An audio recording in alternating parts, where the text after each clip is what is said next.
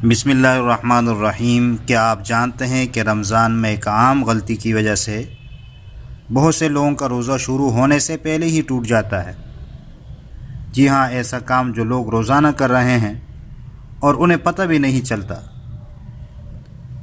یہ غلطی کیا ہے آئیے جانتے ہیں، لیکن یہ بات اوروں سے بھی شیئر کرے تاکہ سب کو یہ بات معلوم ہو جائے۔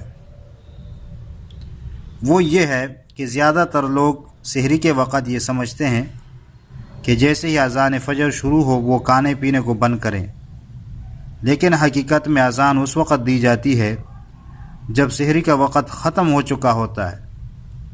یعنی جو لوگ اذان کی آواز کے ساتھ کھا پی رہے ہوتے ہیں وہ دراصل فجر کا وقت شروع ہونے کے بعد کھا رہے اور پی رہے ہوتے ہیں، اور اس طرح ان کا روزہ نہیں رہتا بلکہ ٹوٹ جاتا ہے۔ اس کا حل یہ ہے کہ ہمیں چاہیے کہ سحری کا وقت نماز کے اوقات کے مستند کیلنڈر کے مطابق دیکھیں اور اذان سے کچھ لمحے پہلے ہی کھانے پینے کو بند کر دیں، تو جس سے روزہ جو ہے محفوظ رہے گا۔ آخر میں اللہ تعالیٰ سے دعا ہے کہ اللہ تعالیٰ ہم سب کے روزے قبول فرمائے اور ہمیں صحیح طریقے سے بات کرنے کی توفیق دے۔ آمین ثم آمین یا رب العالمین۔